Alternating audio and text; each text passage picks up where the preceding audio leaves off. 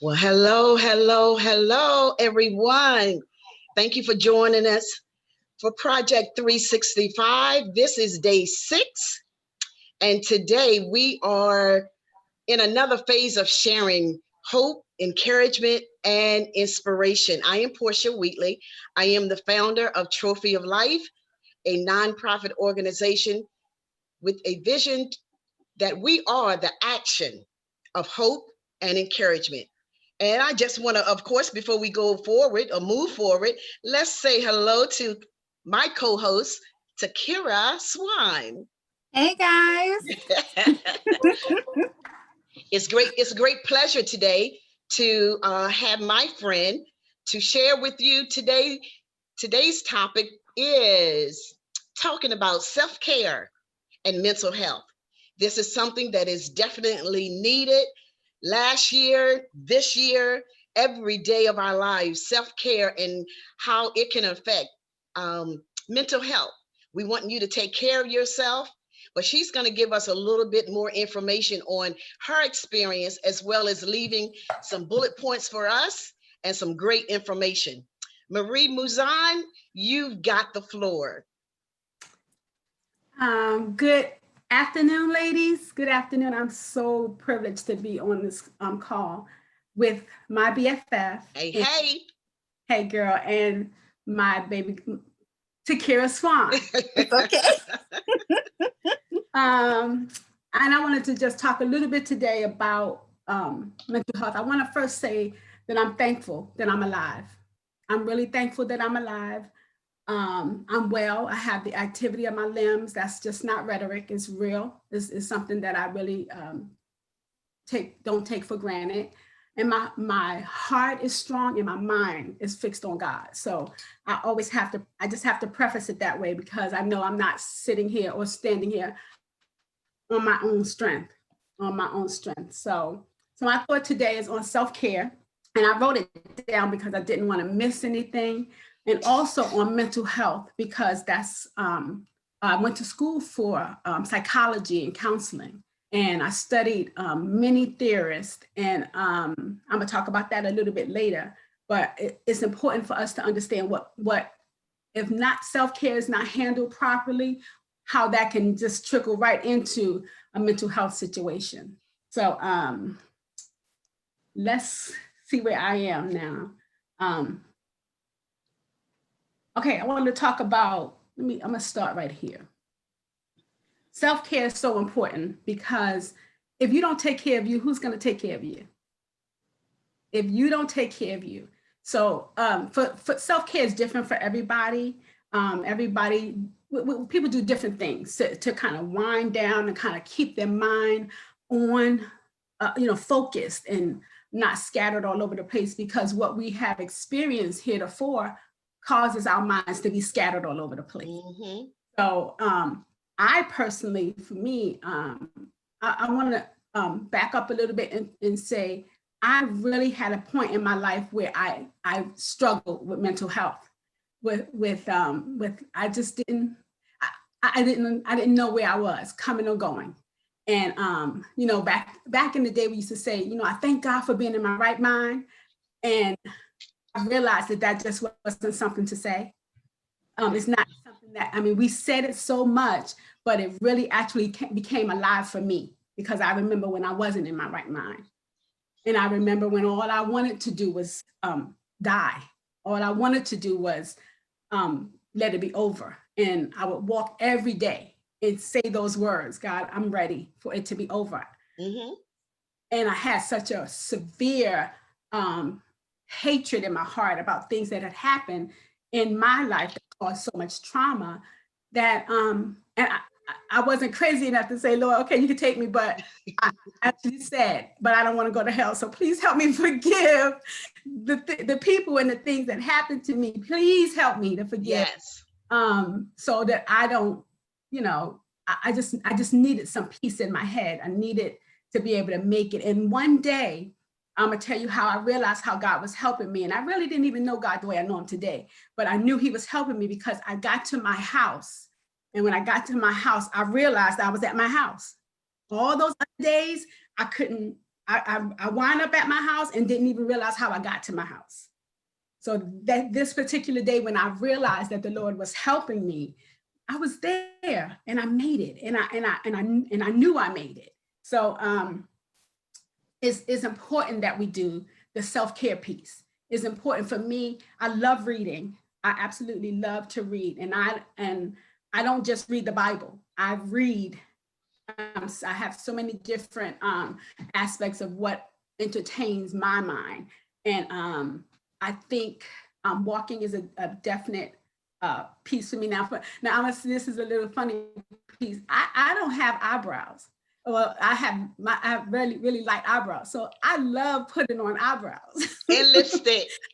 And yes, I was getting to that, and lipstick. I love this kind of stuff. It makes me feel good.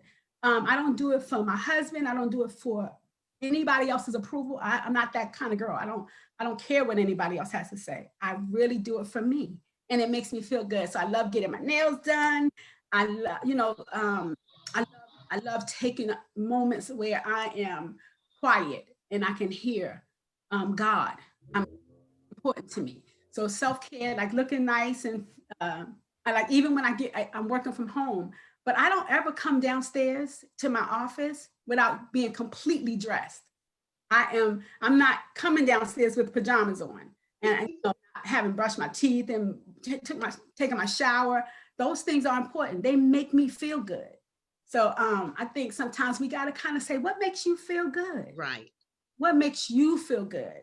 So those are things that I like. I love getting a manicure, pedicure. I love those things. My daughter has this picture in her house that says, do what makes you oh so happy. Do what makes you happy. And I love it. I love that. So self-care is a big piece, because for so much trauma that has gone on in our lives, not just in 2020, but in our life, in our whole life. You have to come to a place where you can say, I'm going to be okay. And I'm going to make this work. And I'm going to take these strategic points to keep my mind together, because keeping your mind together is paramount. It's absolutely what you need to do. And nobody else can do that for you. You have to do it for yourself. So I'm going to talk a little bit about just about the mental health piece and how we can pull those two together. It's important because many people in this whole world, are dealing with mental health. Yeah. And it's going on in everybody's life. And even if they say, no, I'm good, I'm really good. If you did some kind of statistic, or you did some kind of ratio from 0 to 10, 0 being the least, 10 being the greatest, somewhere along that line, there's some trauma. So if it's, let's say 0, and let's say, I couldn't get my car at the shop today, or I couldn't, it might not affect you that way, or, whatever it is, something is going to cause some kind of trauma. And trauma, again, takes different varieties and different variations. So I just wanted us to be mindful of that. Talking about mental health, it affects millions of people in one way, shape, or form. And I believe it's important to be able to identify. Please be able to identify when you see it. All types of the overt and the quiet fires, those quiet fires that happen. I believe we should read up on mental health. It's not just, you don't have to just say, I went to school for it. You really need to study it, and because it will affect you at some point, and you really want to know what you're looking for, and know how to talk about it. So I'll share with you some warning signs too, some warning signs that's gonna, in a moment. And of course, I did my research for some statistics to help us understand this disease a little better. When I did my studies in DSM-4 and DSM-5, Diagnostic Statistical Manual for Mental Disorders, that's what DSM stands for. Mental illness wasn't in there like that. They broke it down into so many different categories. But mental illness is a very, very serious situation. It's a very serious problem And in these days and times, it's actually, it's welcome that we should all get some type of counseling. I just believe we should. I believe we should. There's some, and just going to school and doing my studies, just like at work, we used to always say every counselor needs a counselor. Mm-hmm. Every counselor. So mental health is defined in the World Health Organization as a state of well-being in which the individual realizes his or her own abilities in coping with the normal stresses of life that can work productively and fruitfully. Of course, individuals become stagnant in their ability to make contributions in their lives when they're dealing with mental illness. And their lives and families and communities, they all become compromised. It all becomes compromised. So I do want to say again that counseling is not a bad word. It's not a dirty word. Right. We really do need it. And my suggestion is that you just don't go to your cousin Bobo and feel like that's counseling. And you don't go to Uncle Boo Boo and just say, hey, I just need some help. I'm really telling you that piece where you can be healed mentally, you need some professional help. You need some professional help. So I'm actually a counselor also. I'm a coach. I'm a life coach. I actually did a lot of training to be a life coach. And one of my ministries that I have is called Coach for Purpose. And that the way God gave that to me is for me to the clients that I deal with now. I kind of go into the muck and mire of whatever's going on in their lives, and we dig up from the ground up, and we dig through all of the stuff. We break through the things that have kept us in bondage, so that we could so that they could actually realize that they do have purpose. Yeah. Because all that's going on, we feel like we don't. So we ask questions like, why am I here? Like, what's my purpose? Why do God have me in the earth? Now and so forth and so on. So I love that ministry, and I'm working it hard because I see a lot of mental illness. I see a lot of people caught in a web that they can't get out. And it's due to a lot of past hurts. PTSD is a really, really, really big deal. It does not happen just because you went into the military. It is real. And we'll talk about that at another time too. But I'm telling you, we all need to go into the counseling piece. So when a person has mental health illness, it can impair their day-to-day activities. So according to NAMI, I love NAMI, I love their research and so forth. It's called the National Alliance on Mental Illness. About 61 million Americans live with some type of mental disorder. They live with it, and sometimes you can't tell. Just by looking at a person, you cannot tell they are dealing with this disease. And due to a stigma, people believe a diagnosis for mental illness or illness spells the end of their lives or spells they're crazy, right? So we're going to talk about that because it's definitely not true. Mental health treatment has come a long way and varies from individual to individual. Every person is different. So mental health includes our emotional, psychological, and social well-being. It affects how we think, how we feel, how we act. It also helps determine how we handle stress. It helps us, and it helps us to make good choices when we can clearly have a good conversation. I just think it's important.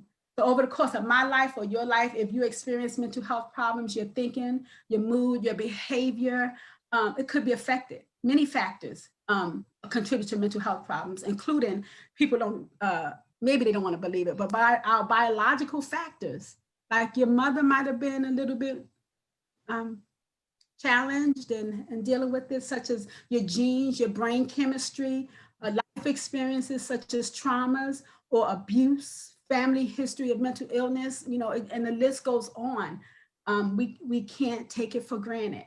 We can't, so I thought about everything that we were talking about with the self-care piece and how it can contribute to this mental illness. And I believe mental illness is a very major part of what what's happening, even because we don't do self-care. So here are some of the warning signs that I want you to pay attention to with regard to how you identifying that somebody's actually dealing with mental illness. They have, and I looked this up. I didn't make this up. I actually looked them up. So it's like you're eating or sleeping too much or too little. You're pulling away from people and usual activities. Having low or no energy, feeling numb or like nothing matters.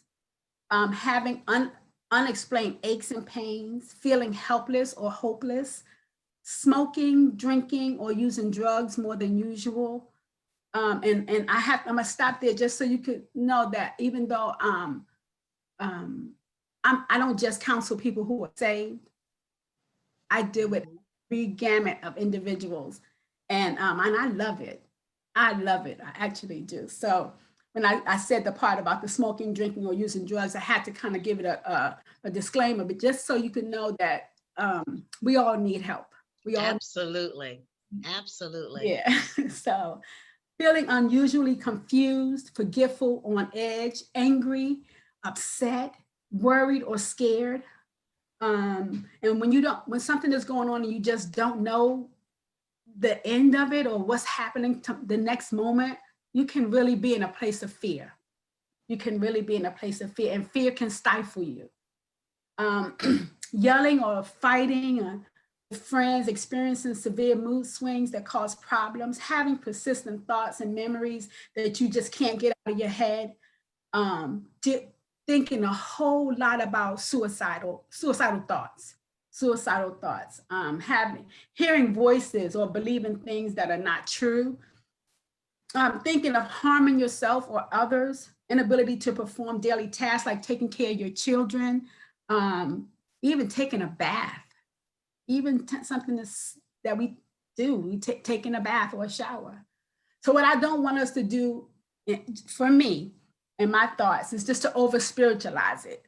Right. Many of us are believers, so I don't want us to over spiritualize this disease. Now, like myself, I know who I am. I know who I am, and I know who I belong to. So my first response when I'm dealing with a stressor or something that kind of gets me in a place is I go to God. I go to my word and worship. Those are my weapons of warfare. And I talk to God. However, we have to walk this thing out naturally and spiritually. I just want to say that we have to. Mental health comes in so many varieties, shapes, and forms, and we can't just shout it out. We can't shout over it. We cannot. So you need to get involved with someone who and get some professional help. Okay. So, excuse me. Yes, ma'am. I wanted to talk briefly on, before we close, I wanted to talk briefly on, I think you've already mentioned it though, the stigma attached to getting therapy or going to a psychiatrist, psychologist, or whomever. I remember speaking with someone that said this was a believer because it attacks believers as well as the unbelievers. They take when they get paid, they take out their tithes, their offerings, and their therapist fee. So it's just a part.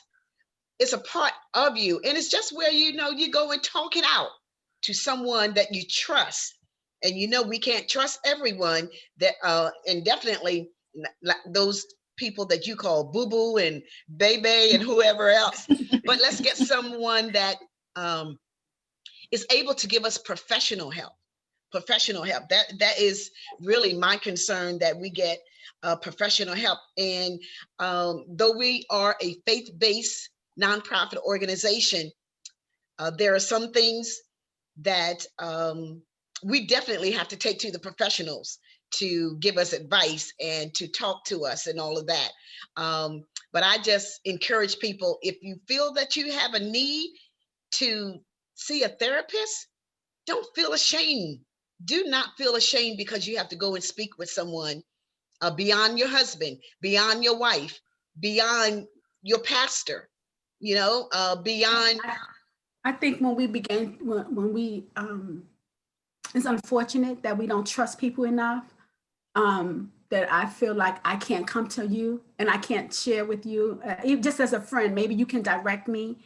That stigma that you was talking about, it like I said, it is almost a label of now, oh, she's crazy, oh, she got a lot of issues, or she got, it's kind of better that I do see the psychologist or the psychiatrist, so that I don't become cray cray. Right, really, right. really. I need to,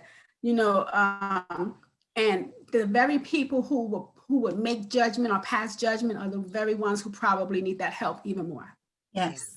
We don't have a right to judge another man. We don't. You, unless you walk a mile in my shoes, you can't possibly know what I'm dealing with every day. So It's true. There's many times we put a mask on when we go out in public of what we're dealing with in the household. We put a mask on so that people would think, oh, she's got it all together. He has it all together, not knowing the trouble that they encounter when they're not in that particular atmosphere or the presence of those individuals. yes, It's amazing. yes.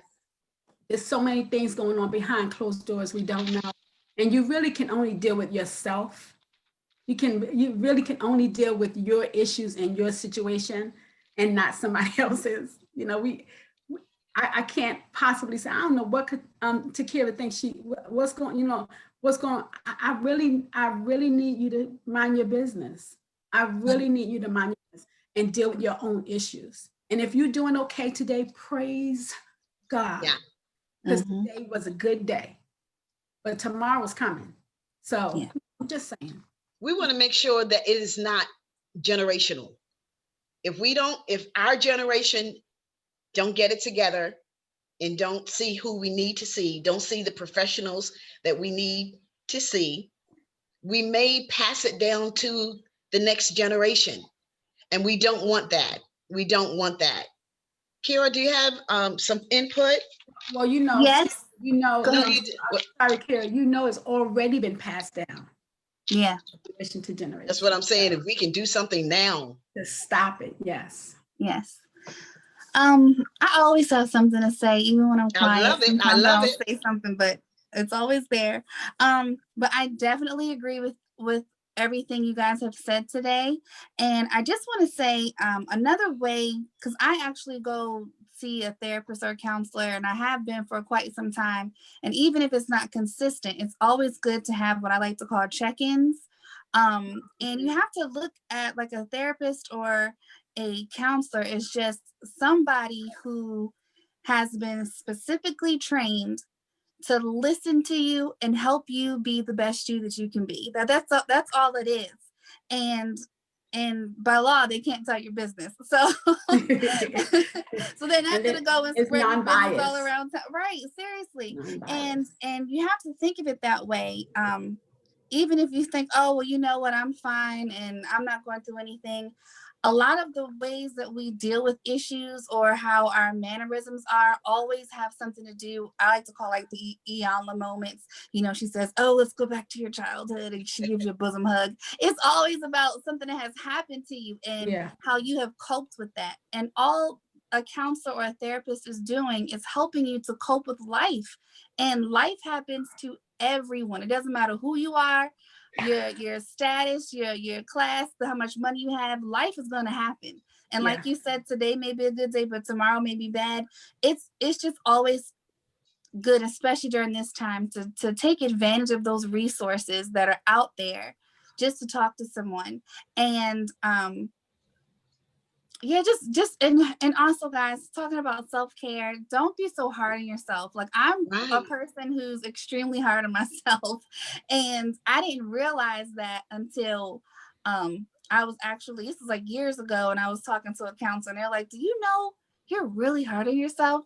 And I'm like, no, I'm not trying to be perfect. I'm just trying to be like the best me. And they're like, yeah, but your level of what you think you should be, just give yourself a break. and I know a lot of times, especially during this time, if you have family or people you're taking care of and you just want to be the best for your family or, your children, give yourself a break, guys. It's really okay. Like, it's really okay. Do something for yourself. Just take at least maybe 15 to 20 minutes a day. Everybody can spare that, and do something for you. Like in the beginning, you said you like to read, whether it's watching your favorite show or just, shutting everybody out of a space in your home and just relaxing, reading, talking to a friend. Like, this is the time that we really have to just check on each other and just check on yourself and just make sure that you are really doing the best thing that you can do to make sure you're okay. And especially people who like to help people or who have to take care of others, whether it's your family or friends. You can't take care of anyone else unless you're taken care of. You can't pour into others if your cup is empty yourself. So just do those little things to try to, help yourself out and make sure you're having a great day for you up here and in here. Oh, I like that. Up here good. and in here. Yeah, exactly. I like that so much. Give yourself a break. I like that. Well, once again, we are so grateful that you have joined us today. And I hope and I pray that we have given you something to take away. Hope, encouragement, and inspiration. It is our good pleasure to bring you this message of hope, encouragement, and inspiration every day in the year of 2021. Let's get ready for tomorrow. Well, before you go, Ms. Wheatley, I do want to say that there are some helplines out there that I would give just a couple of phone numbers. Yes, please. The mental health treatment hotline is 1-844-459-4266. And SAMHSA's national help helpline is 800-662-HELP. And that's 4357, and that's 24/7. Okay. There's another one that's, and I really advocate for this one, is for prevention of suicide. And this also is 24/7. It's 888-628-9454. Okay, we will make sure that information is made available to you. We will most likely put it on the post so that you can see and have that information as a takeaway. All right. As the old generations used to say, all hearts and minds clear. But thank you so much for joining us, and we shall see you tomorrow. God bless. Thank you. Bye-bye. Bye-bye.